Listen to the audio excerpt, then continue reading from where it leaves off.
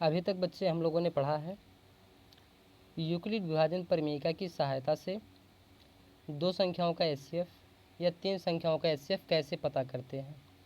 आज हम लोग पढ़ने वाले हैं अंकगणित की आधारभूत प्रमेय, फंडामेंटल थ्योरम ऑफ अर्थमेटिक। यहाँ पे होता क्या है, जैसे कोई भी संख्या हो उसे हम अभाज्य संख्याओं की घातों के गुणनफल के रूप में लिख सकते हैं। कोई भी संख्या हो, जैसे मान लो कि आपने 12 ले लिया, ये कोई क्या है, भाज्य संख्या है। 12 क्या है, एक भाज्य संख्या। अब भाज्य संख्या को अभाज्य संख्याओं के घातों के गुणनफल के रूप में लिखेंगे, जैसे 2 गुणा में 2 और गुणा में हो गया 3, बराबर लिखेंगे 2 की घात 2 और गुणे 3। ये हो गया आपका आधारभूत प्रमेय से 12 को अभाज्य संख्याओं की घातों के गुणनफल के रूप में लिख दिया है। यहाँ पे 3 की कोई घात नहीं दिख रही, तो यहाँ पे कितना मानेंगे, 3 की घात 1। लेकिन एक घात लिखने की ज़रूरत हमें नहीं पड़ती है। बात समझ में आ रही है। सेम इसी प्रकार से अगर कोई और संख्या ले लें हम, मान लो कि हमने ले लिया है कितना, 75। कितना ले लिया है, 75। 75 क्या लिखेंगे, 3 पचे 15 और 15 पचे 75, बराबर लिखेंगे 3 गुणे 5 की घात 2। या आप 3 गुणे 5 गुणे 5 ही रहने दो, इससे कोई प्रभाव नहीं पड़ने वाला है। उम्मीद है इतनी बातें आप लोगों को समझ में आ रही है। ठीक,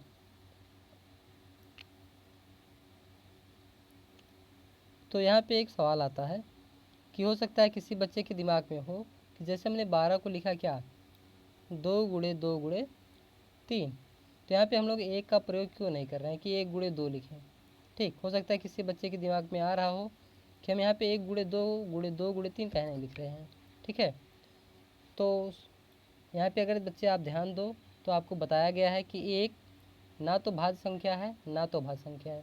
क्योंकि यहाँ पे अभाज्य संख्याओं की बात हो रही है, एक तो अभाज्य संख्या है नहीं, इसलिए हम एक का प्रयोग नहीं करेंगे। बात समझ में आ रही है। तो 12 को लिखेंगे केवल 2 गुणे 2 गुणे 3, और एक का इस्तेमाल हम लोग यहाँ पे नहीं करेंगे, प्रयोग नहीं करेंगे। अब आगे देखते हैं क्या है।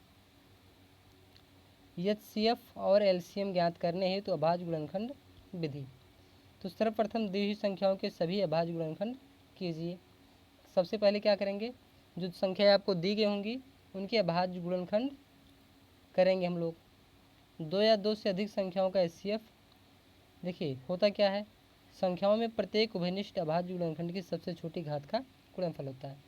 देखिए इन सब चीज़ों को समझने से अच्छा है कि हम एक एग्जाम्पल की सहायता से इन बातों को समझेंगे तो ज़्यादा बेटर होगा। ठीक, तो एग्जाम्पल लेके यहाँ पे समझेंगे हम। लेकिन एक फार्मूला यहाँ पे आपके पास है, जिससे मान लीजिए कि आपके पास दो संख्याएं हैं ए और बी, तो होता क्या है यहाँ पे, ए गुणे बी अगर हम पता करें, ए गुणे बी बराबर क्या होता है, H C F of A B, गुणा में क्या होता है, L C M of A B, यानी संख्याओं का लासा गुणे में क्या होता है, संख्याओं का मासा। या संख्याओं का लघुत्तम समपूर्त या संख्याओं का गुणे में क्या होगा, संख्याओं का महत्तम समपूर्त, दोनों संख्याओं के गुणनफल के बराबर होगा। यानी हम ऐसा कहें शार्ट में अगर बोलें, संख्याओं का लासा गुणे मासा बराबर क्या होता है, संख्याओं के गुणनफल के बराबर होता है। लेकिन ध्यान देना बच्चे, ये केवल दो संख्याओं के लिए लागू है, जबकि ए और बी क्या हो, पूर्णांक हो। कैसे पूर्णांक, धनात्मक पूर्णांक। तो हम लोग आगे देखते हैं यहाँ पे। ठीक,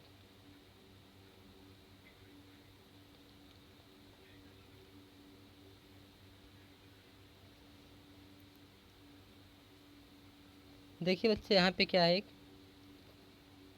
ट्री आपको दिख रहा है, ट्री के जैसे है जिसमें शाखाएं निकली हुई हैं। तो कह रहा है हम गुणनखंड वृक्ष द्वारा 32,760 के गुणनखंड करेंगे।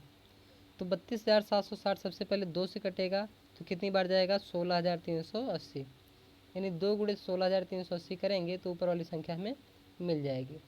फिर 2 गुणे 8,190 करेंगे तो हमें 16,380 मिलेगा। या ऐसा कहो कि 16,380 2 से कटेगा तो कितनी बार जाएगा, यहाँ पे लिखा गया है और 2 से काट रहे हैं तो यहाँ पे लिखेंगे। ऐसे फिर 2 से कटेगा 4,095 आएगा, फिर 3 से काटेंगे 1,365 आएगा, या 1,365। और इसी प्रकार से आगे अगर हम लोग इसको काटते जाएँ तो 1,365 को 3 से काटेंगे तो 455 आया, 455 को 5 से काटेंगे 91, और 91 को लिखेंगे 13 गुणे 7, यानी 13 सते 91। ये हो गया आपका ट्री। ठीक है, अब देखिए कुछ एग्जाम्पल हम लोग यहाँ पे देख लेते हैं। ठीक, एग्जाम्पल की सहायता से हम लोग लासा और मासा यानी संख्याओं का एचसीएफ और एलसीएम ज्ञात करना सीखेंगे। और जो फार्मूला भी पढ़ा है, संख्याओं का गुणनफल क्या होता है, संख्याओं का गुणनफल ए गुणे बी बराबर एलसीएम और गुणे क्या होता है एचसीएफ। ध्यान देना बच्चे, संख्याओं का एलसीएम क्या, संख्याओं का एलसीएम है और संख्याओं का एचसीएफ है। उम्मीद है इतनी बातें आप लोगों को समझ में आ रही है। अब देखिए यहाँ पे कह क्या रहा है कि अभाज्य गुणनखंड विधि से क्या पता करना है, एचसीएफ और एलसीएम। संख्याएं कौन सी हैं, 6 और 20। यानी क्वेश्चन क्या है आपका, संख्याओं 6 और 20 के अभाज्य गुणनखंड विधि से एचसीएफ और एलसीएम ज्ञात करने हैं। ठीक, तो सबसे पहले करते क्या हम लोग, 6 और 20 के गुणनखंड लिखेंगे। तो 6 को लिखेंगे क्या, 6 इक्वल टू लिखेंगे 2 गुणे 3, और 12 को क्या लिखेंगे, 12 नहीं 20 है, 20 को लिखेंगे क्या 2 गुणे 2 गुणे 2 दूना 4 पंचे 20। अब देखिए एचसीएफ जो होता है क्या, एचसीएफ, या जिसे आप संख्याओं का जिसे आप मासा भी कहते हो, एचसीएफ आता क्या है, ध्यान देना बच्चे, ये जो दोनों में कॉमन होता है। दोनों में कौन कौन सी संख्या कॉमन है, एक तो 2 है, 2 के अलावा और कोई ऐसी संख्या जो दोनों में है, आप कहोगे नहीं कोई संख्या नहीं, तो आप कहोगे दोनों का मासा क्या आएगा, 2 आएगा। बात समझ में आ रही है, दोनों का मासा कितना आया, 2। अब एलसीएम की बात कर लेते हैं, एलसीएम। एलसीएम क्या होता है, देखिए 2 तो कॉमन था दोनों में, तो 2 को एक बार हमने लिख दिया।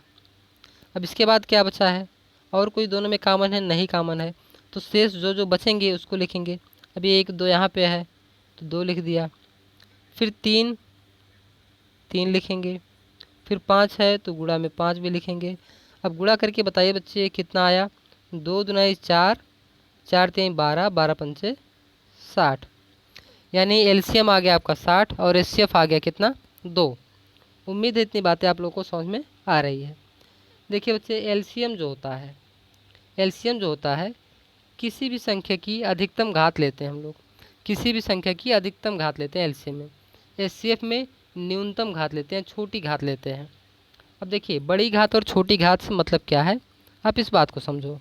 ठीक है, बड़ी घात और छोटी घात से मतलब है आपका, देखो यहाँ पे, जैसे यहाँ पे क्या है, 6 को हमने लिखा 2 गुणे 3, यहाँ पे लिखा है 2 गुणे 2 गुणे 5। तो आपको यहाँ पे अगर देखें हम संख्याओं की बात करें तो आपको संख्याएं 2 दिख रही हैं, 3 दिख रही है और 5।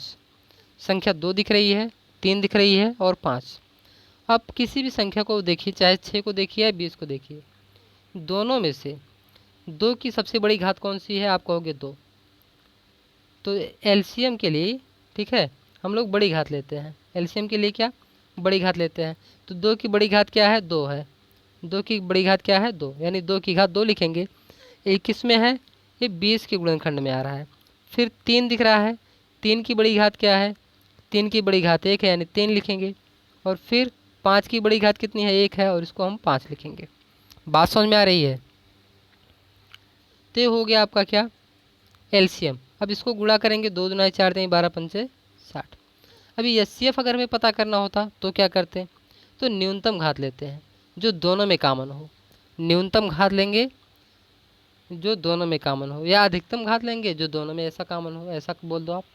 ठीक है, तो जैसे यहाँ पे है 2 दोनों में कॉमन है। ठीक, अगर और कोई 2 दोनों में कॉमन होता है, 3 कॉमन होता है, 5 कॉमन होता है, जो भी संख्या कॉमन होगी उसकी अधिकतम घात, जैसे जो, ध्यान देना बच्चे, लेकिन दोनों में होना चाहिए वो अधिकतम घात। ऐसा नहीं कि 20 में 2 की घात अधिकतम 2 है तो 2 घात ले लेंगे यहाँ पे, नहीं ऐसा नहीं। आप देख रहे हो कि केवल 2 ही कॉमन है, ठीक है, दोनों में, तो 2 ही लेंगे यहाँ पे हम लोग। बात समझ में आ रही है। अभी जैसे मान लो कि अगर 2 गुणे 2 कॉमन होता, 2 गुणे 2 पहले में होता, 2 गुणे 2 दूसरे में होता, तो 2 गुणे 2 लेते हैं हम लोग यहाँ पे। बात समझ में आ रही है। लेकिन यहाँ पे केवल 2 ही कॉमन है तो एक बार 2 लेंगे, यानी HCF 2 आया और एलसीएम कितना आ गया 60। अब नेक्स्ट क्वेश्चन देखेंगे, एग्जाम्पल नंबर कितना है 2। एग्जाम्पल नंबर 2 क्या कह रहा है आपका, कह रहा है संख्या 6, 72 और 120 का अभाज्य गुणनखंड विधि द्वारा HCF और LCM ज्ञात कीजिए। तो यहाँ पर देखिए बच्चे 6 को लिखा है 2 गुणे 3, 72 को क्या लिखेगा, 72 को लिखेगा 2 गुणे 2 गुणे 2 गुणे 3 गुणे 3, यानी 2 दुनाई 4 दुनाई 2 दुनाई 4 दुनाई 8, 8 3 24, 24 3 72, ये हो गया। लेकिन बच्चे हो सकता है कि आप ऐसा ना लिख पा रहे हो। यदि आप ऐसा नहीं लिख पा रहे हो तो पहले आप 72 के गुणनखंड इस प्रकार कर लो, ये 72 हो गया, 2 से आप इसको कट करोगे तो 36 आएगा, फिर 2 से कट करोगे 18 आएगा, 2 से कट करोगे 9 आएगा, 3 से कट करोगे 3 आएगा, 3 से कट करोगे 1। अब आया क्या 2 गुणे 2 गुणे 2 गुणे 3 गुणे 3, आप ऐसा लिख सकते हो फिर। और यही बात लिखी गई है घात के रूप में। 2 कितनी बार आया 3 बार, तो 2 की घात 3 हो गया। फिर 3 कितनी बार आया 2 बार आया, तो 3 की घात कितनी हो गई 2 हो गई। उम्मीद है बात आपको समझ में आ रही है। सेम इसी प्रकार से 120 को भी लिखा है। 120 को लिखा है क्या 2 की घात 3 गुणे 3 गुणे 5। अब देखिए हमें लिखना है एलसीएम या एचसीएफ, पहले कह लो आप। एचसीएफ कितना आएगा इसका HCF। अब देखिए आपको इस पूरे जो 3 संख्याएं हैं इनके गुणनखंड में कौन कौन सी संख्याएं दिख रही हैं, तो आप देख के बताओगे। 3 दिख रही है, 2 दिख रही है, 5, यानी 2, 3 और 5।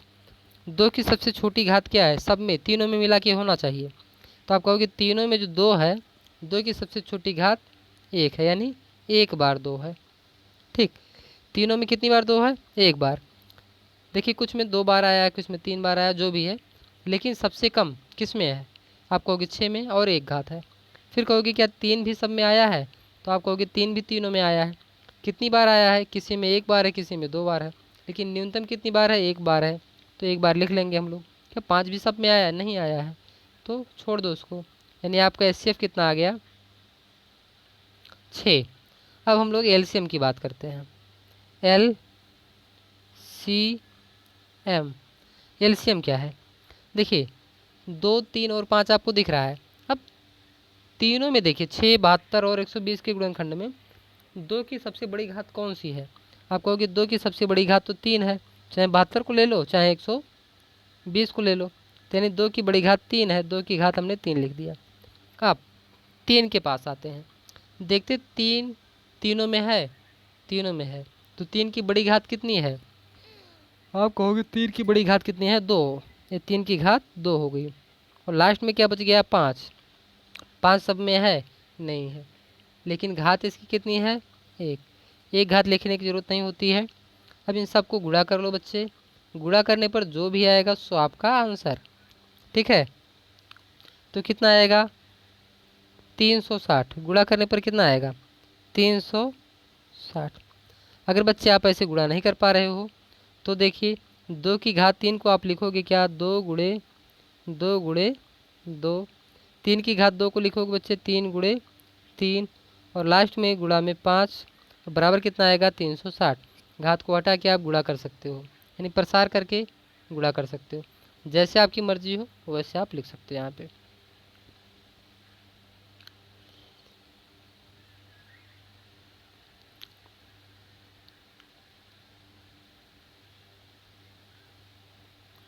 नेक्स्ट आपका है एग्जाम्पल नंबर 3, कह रहा है अभाज्य गुणनखंड विधि द्वारा 96 और 404 का HCF ज्ञात कीजिए, फिर इसका LCM ज्ञात कीजिए।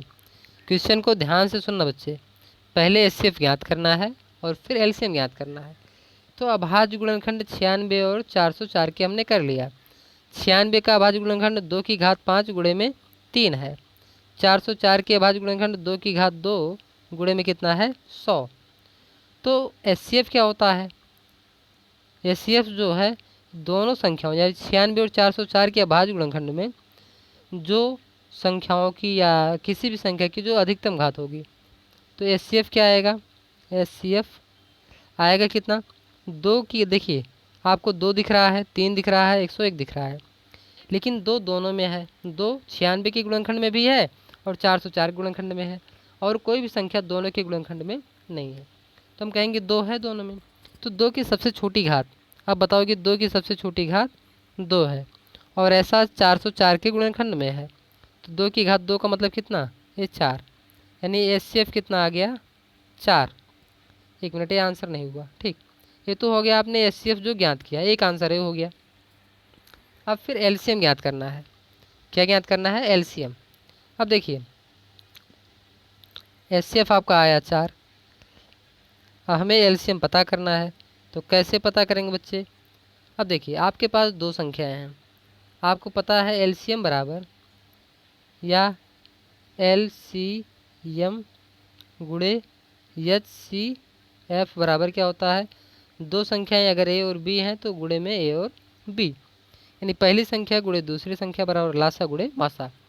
अब LCM आपको पता करना है, LCM बराबर क्या आएगा, A गुणे B बटे में कितना, HCF। अच्छा A कितना है बच्चे, एक संख्या आपके पास 96 है, दूसरी संख्या है 404, दूसरी संख्या कितनी है 404, और एक क्या है 96। अब बटे में कितने से भाग करेंगे, HCF से, यानी 4 से। तो 4 से आप गुणा किए हो तो अब 4 से भाग करना है, तो आएगा क्या भाग करने पर, 4 से 404 काट दो तो 101 बचेगा, यानी कितना 101, यानी 96 गुणे में 101।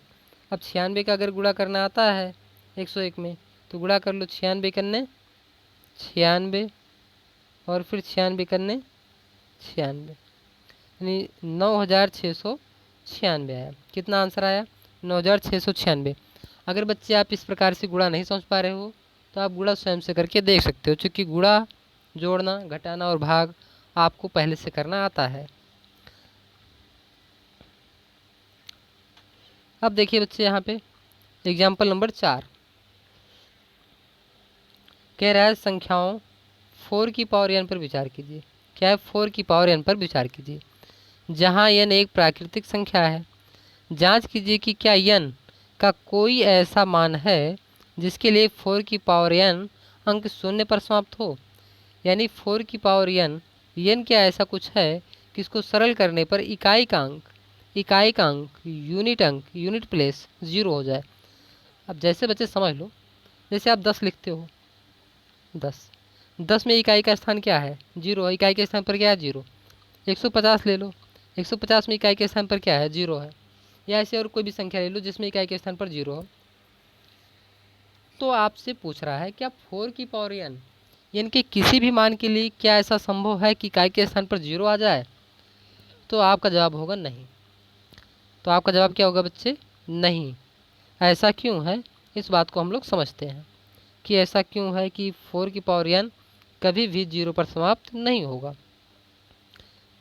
तो यदि किसी n के लिए संख्या 4 की पावर n पर समाप्त होगी तो आप 5 से विभाज्य होगी, अर्थात 4 की पावर n के अभाज्य गुणनखंड में अभाज्य संख्या 5 आनी चाहिए। यह संभव नहीं है। क्या, यह संभव नहीं है, क्योंकि 4 की पावर n बराबर हम लोग लिखेंगे, देखिए 4 की पावर n को लिखेंगे 2 इंटू 2 की पावर n, बराबर लिखेंगे 2 की पावर 2 और पूरे की पावर n। अब देखिए घात के ऊपर फिर घात लगा है, जैसे 2 की घात ऊपर लगा है फिर पूरे के ऊपर घात लगा है, तो ऐसे में होता है घात का आपस में गुणा हो जाता है 2 की पावर 2n।